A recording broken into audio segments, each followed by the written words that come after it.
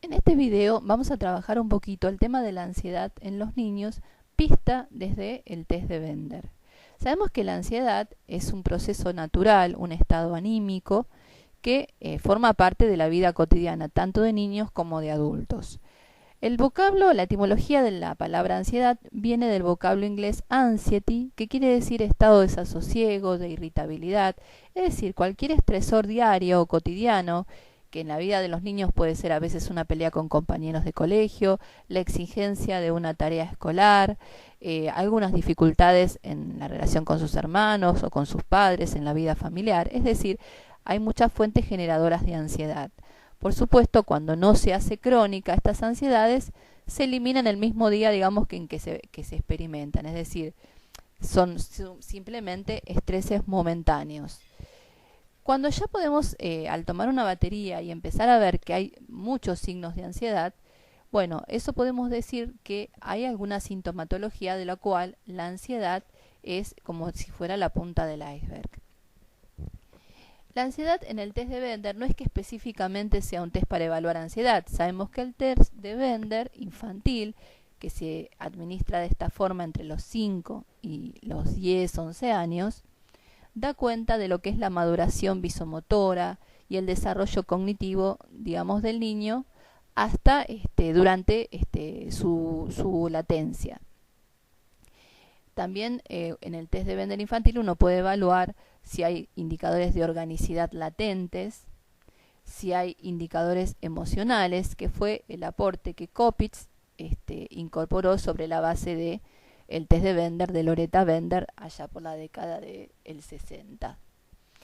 Bien, entonces en nuestra práctica, en nuestra experiencia, hemos visto muchas veces cómo el test de Bender capta, al igual que hemos comentado también en otros trabajos sobre el test del garabato o el test de los colores, los estados psicoemocionales actuales. Por eso muchas veces hay que tomar en cuenta y tenerlo y tener recaudo en el diagnóstico, que podemos tener un mal desempeño en un test de Bender en un niño, y a lo mejor cuando tomamos un retest podemos ver que ese desempeño ha mejorado y lo que en un lugar se veía como patología ahora ya no lo es.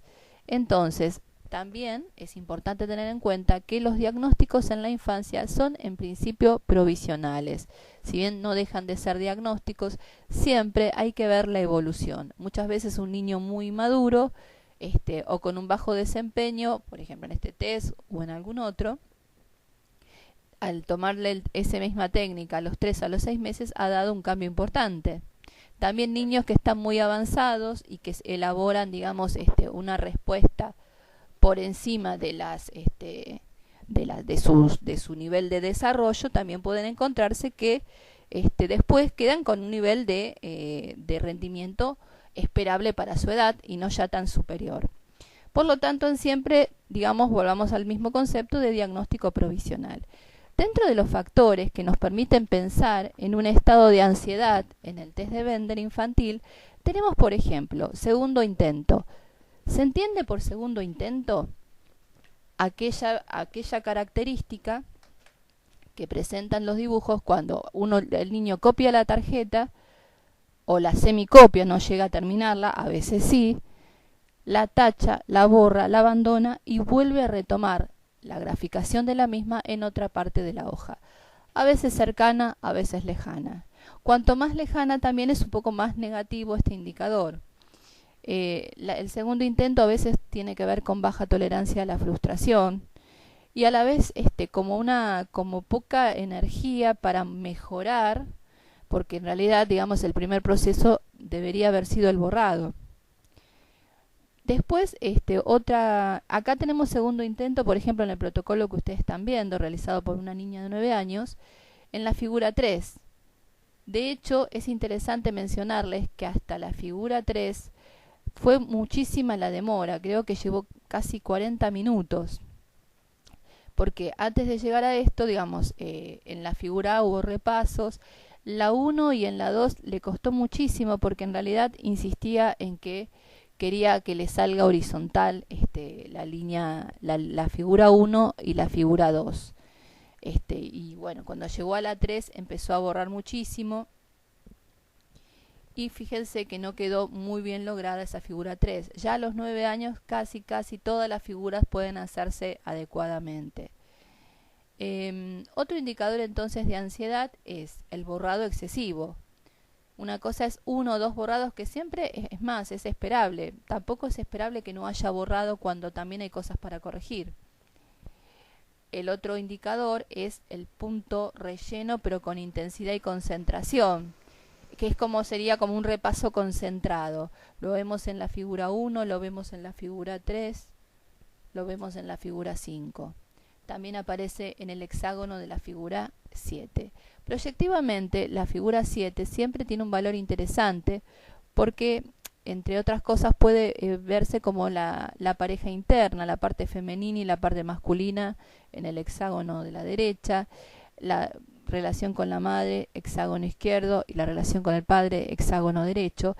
Y vemos que la parte derecha, o sea, la parte femenina, materna, está como repasada. En general ha repasado casi todos los dibujos y ha sido mucho la actitud y el comportamiento de autoexigencia y de perfección a lo largo de todo el recorrido. Otro signo de ansiedad entonces también, pero que no aparece aquí, es la línea fina o la baja coloración o la coloración desigual, como zonas más claras y zonas más oscuras. La línea fina también a veces es un trazado delgado y de muy baja coloración, que se asocia a timidez, a inhibición, a dificultades para afirmarse. También dijimos entonces el repaso, el segundo intento, el borrado, la ondulación también,